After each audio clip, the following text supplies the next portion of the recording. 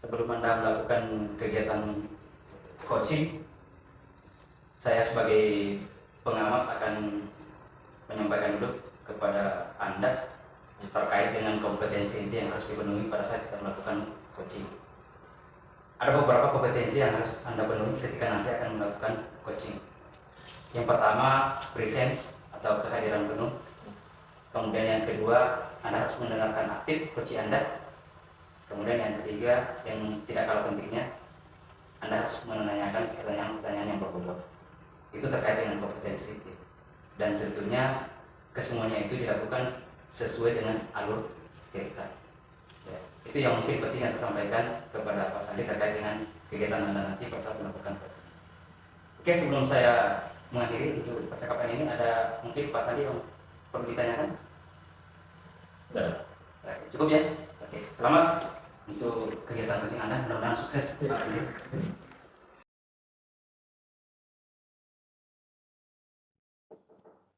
Waalaikumsalam. Mas Irwan, masuk Pak. Ya. Silakan dulu. Ya, terima kasih Pak.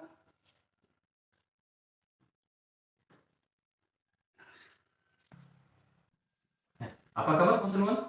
Alhamdulillah baik Pak Kais. Kalau Pak Kais sendiri bagaimana Pak? Alhamdulillah juga baik. Seperti yang Pak Irwan lihat sekarang ini. Ngomong-ngomong, ada perlu apa ya? Biasanya kalau masuk di ruangan saya pasti ada hal yang mau dibicarakan. Iya Pak Kais. Benar sekali. Saya kesini mau membicarakan tentang beberapa siswa di kelas yang sering bolos belajar. Ada berapa siswa yang sering bolos? Pelakunya hanya beberapa orang saja Pak Kais. Tetapi yang dikhawatirkan yang lainnya akan mengikut dari apa yang dilakukan oleh teman-teman itu. Jangan terpengaruh. Iya. Terus apakah siswa yang sering bolos itu sudah Bapak panggil? Sudah Pak. Mereka sudah saya panggil dan menanyakan alasan mereka sering bolos. Terus apa kata mereka? Apa alasan mereka semua kalau saat kita panggil? Kebanyakan dari mereka punya alasan yang sama. Beda. Terus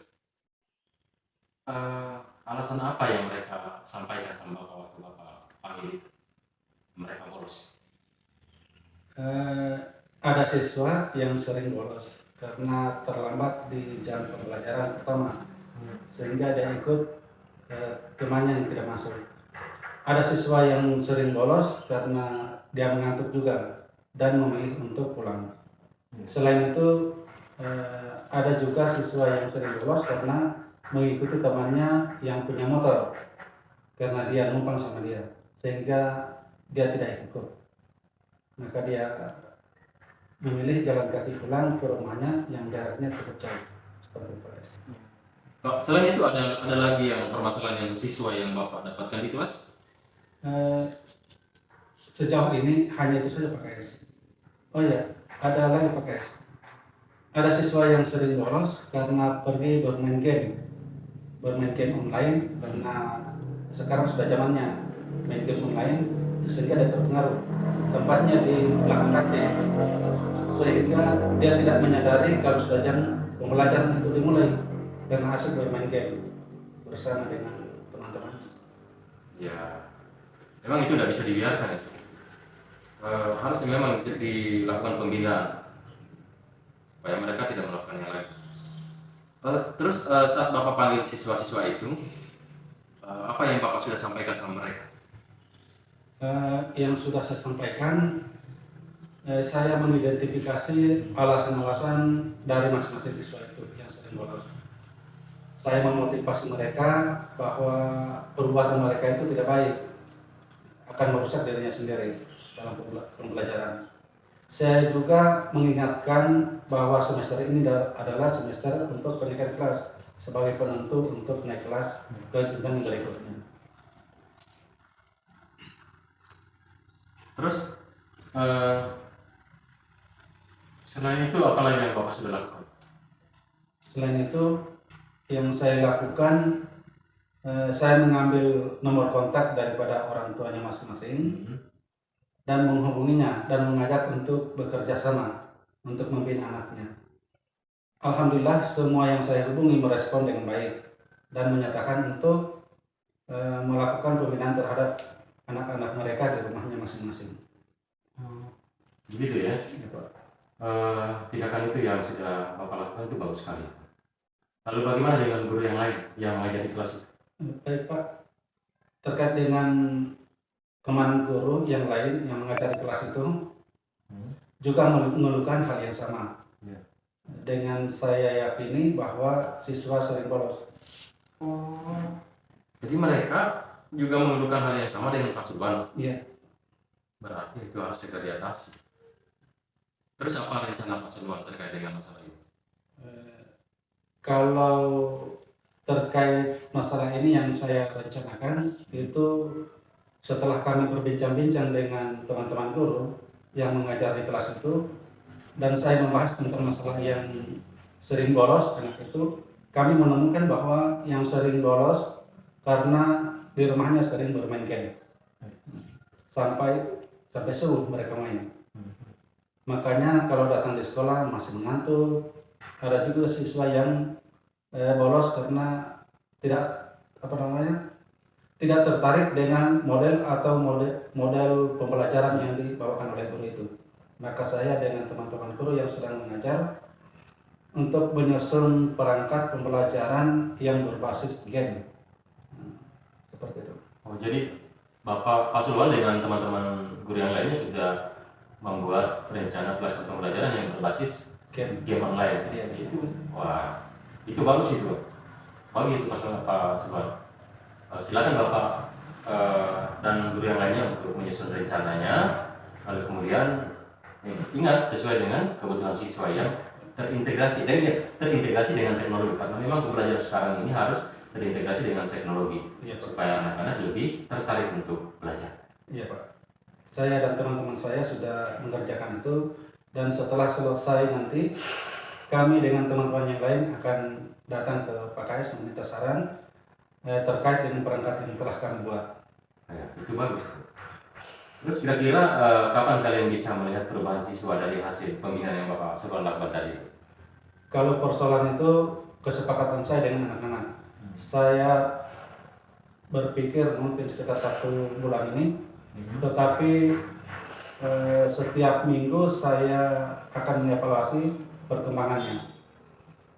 Selain itu juga saya akan mengontrol setiap hari di kelas untuk memastikan mereka mengikuti pembelajaran atau tidak. Tentunya dengan bantuan rekan-rekan guru yang mengajar di kelas itu. Kalau perusahaan RPP yang kami buat sudah hampir rampung dan rencananya kami akan membawa ke Pak KS untuk melihat atau memeriksa dari perangkat yang kami buat. Bagus. Ya, kalau begitu silakan lanjutkan Pak Subhan. Ya, terkait dengan tadi. Ya Pak, terima kasih atas waktu dan sarannya buat saya Pak. Sekarang saya menjadi lebih bersemangat lagi untuk membina siswa. Sekali lagi terima kasih banyak Pak. Iya, sama-sama Pak Subhan. Semangat ya Pak Subhan. Iya. Kalau begitu saya pamit dulu Pak. Iya, silakan. Assalamualaikum. Waalaikumsalam warahmatullahi wabarakatuh.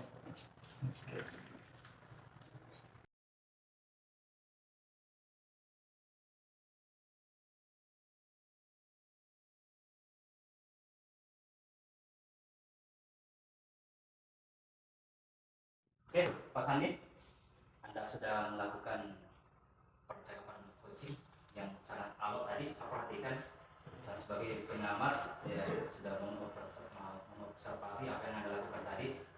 Ada beberapa hal di catatan saya. Yang pertama, apa yang Anda lakukan itu menurut saya sudah sesuai dengan kompetensi inti.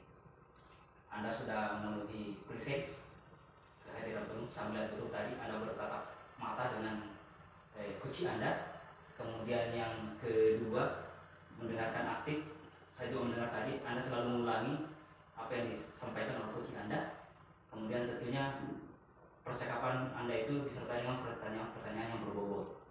Ya, itu terbukti ketika Anda menanyakan sesuatu kepada kunci Anda, dia langsung menjawab dengan baik.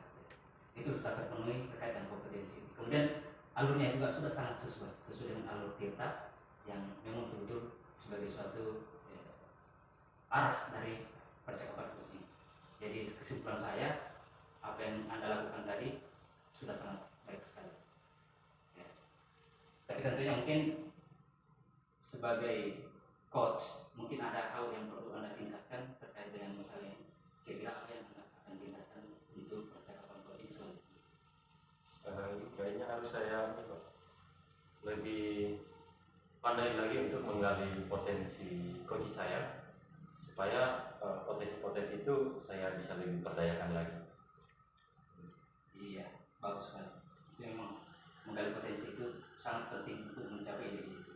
Ada lagi Pak Sandi? Oh iya ya, bagus. Oke, silakan ditingkatkan ya Pak Sandi. Bagus sekali coaching Anda hari ini. Mudah-mudahan kedepannya lebih sukses lagi. Terima kasih.